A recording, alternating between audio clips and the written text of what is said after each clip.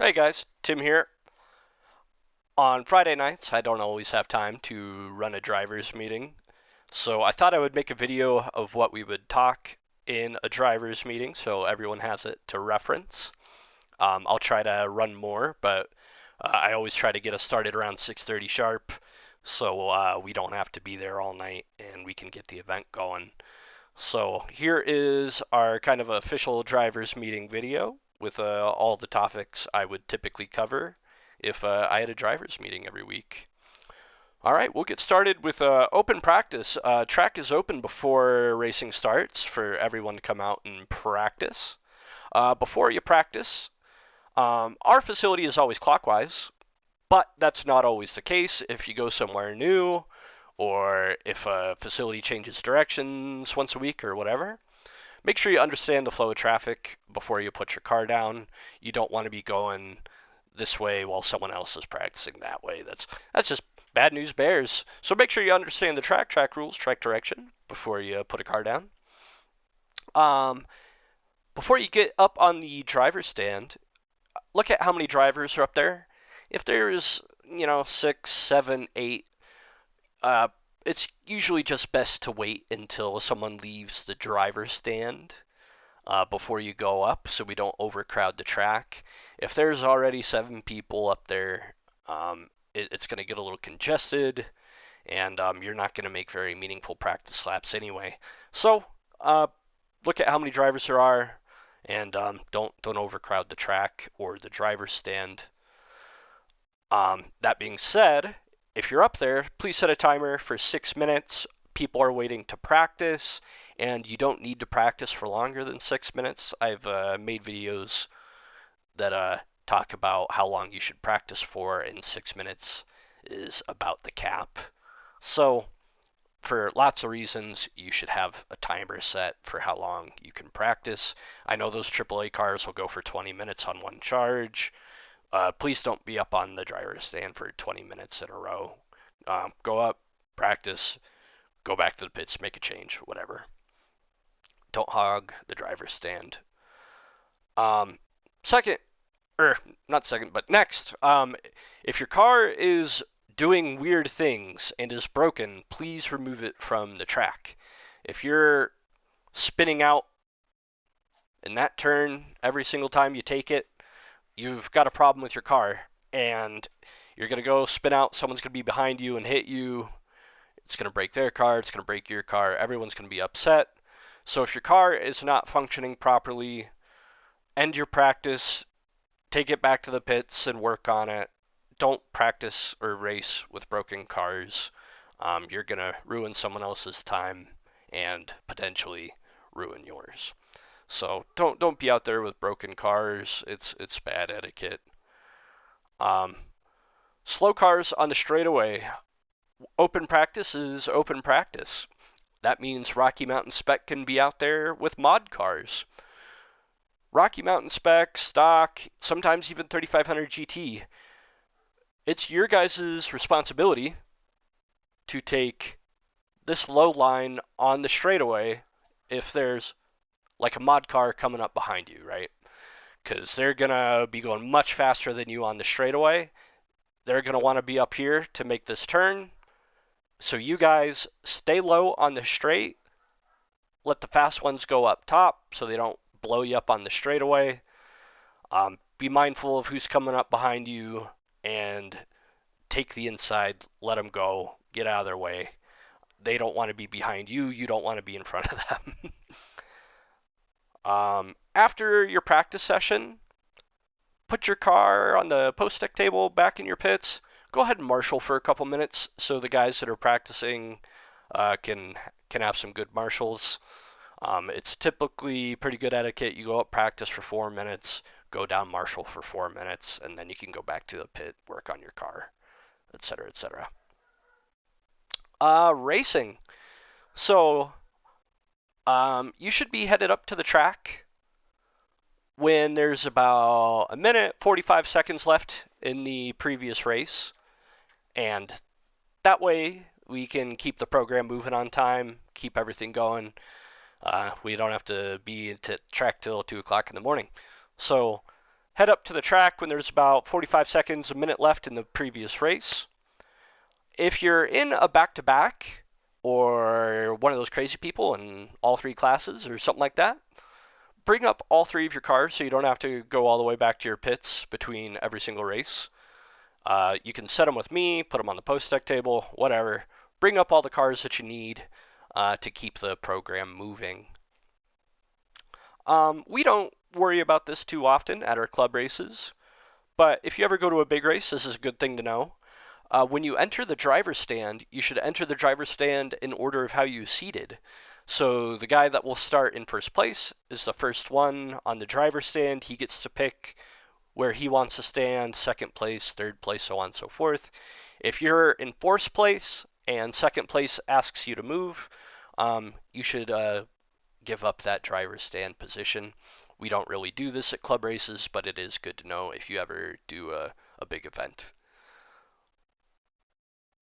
Two-turn rule.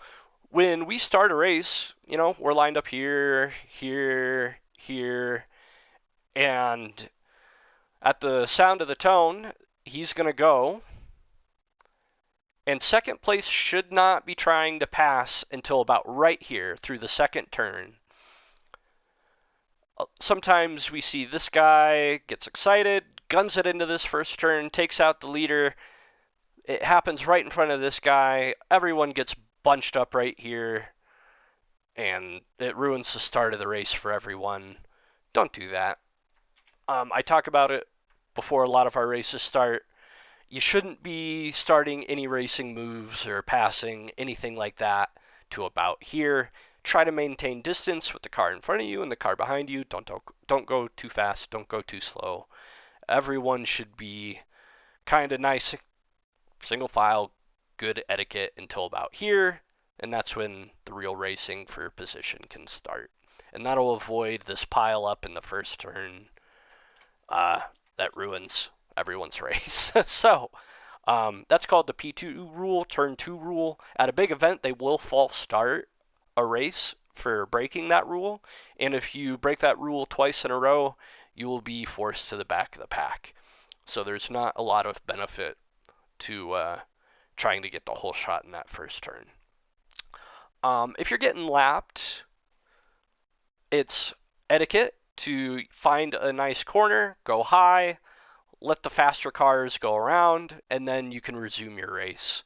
So if you're getting lapped, or even if you're not getting lapped and it's the beginning of a race, if someone faster is behind you, just let them go.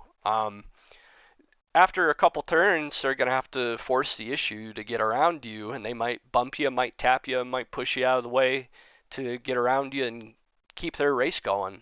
So it's really a benefit to everyone. If there's a faster car behind you, give them somewhere to get around you so everyone can run their own race. You're on your own clock.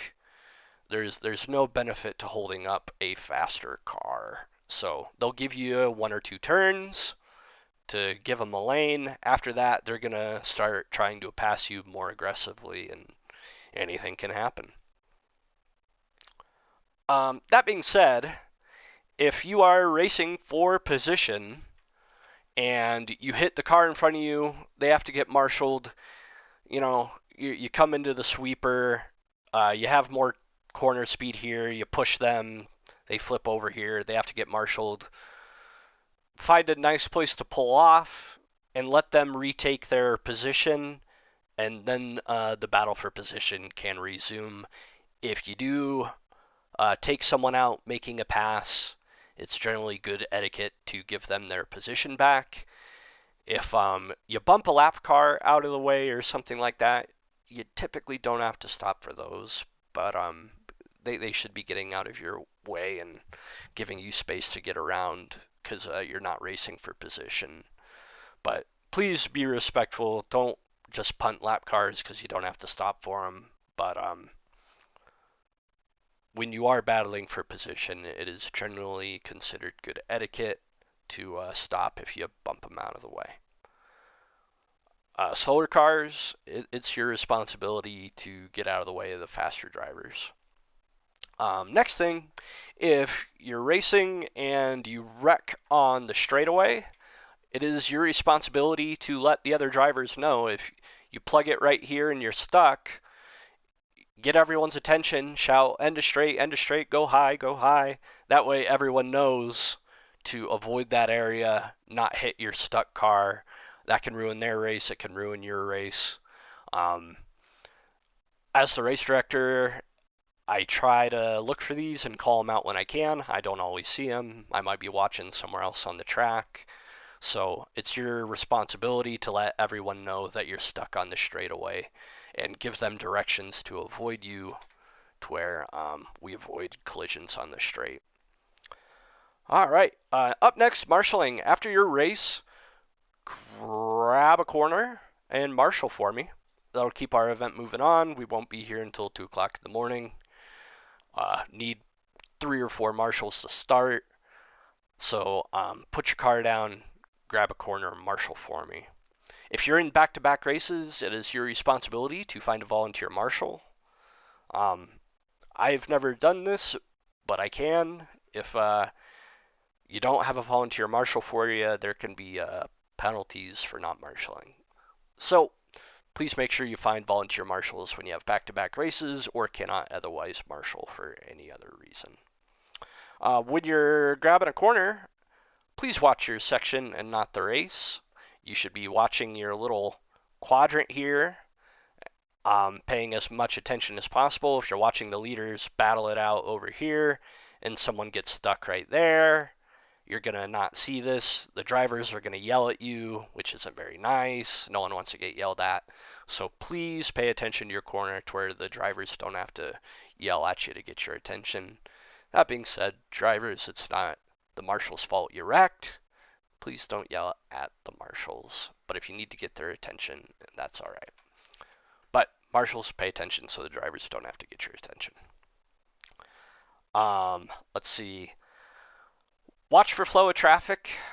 If someone's wrecked right there, let all these cars come through before you run out. You don't want to step on anyone's car. You don't want to kick another car. You don't want to ruin anyone else's race trying to save this guy that wrecked. So please, please watch for traffic and don't run out in front of oncoming cars. When you grab this car, put it off the line somewhere over here to where these guys coming through don't run into a car that's stopped. Always make sure you're putting a marshaled car off the racing line somewhere where no cars are going to be so they can rejoin once traffic allows. The last rule of thumb is marshal the way you want to be marshaled. You don't always need to run out, sprint, make heroics, jump over cars, etc., etc. But please marshal the way you would wish to be marshaled, and don't ruin anyone else's race trying to be a hero marshaling. Last track etiquette items. Come in, sign up as soon as you get in, pay your entry fees, get signed up so I can get everyone's name in the computer and get us started on time. Observe battery charging rules. A lot of tracks have a max charge voltage. It's usually 8.4 volts.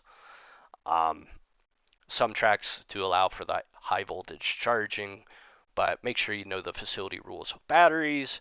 Make sure you know what to do in case of an emergency with your batteries, and general pit etiquette like that. All right, that's what I would normally cover in a driver's meeting. Those are general track racing, marshaling, practicing etiquette points. Let me know if you guys have any questions, and we'll see you next week.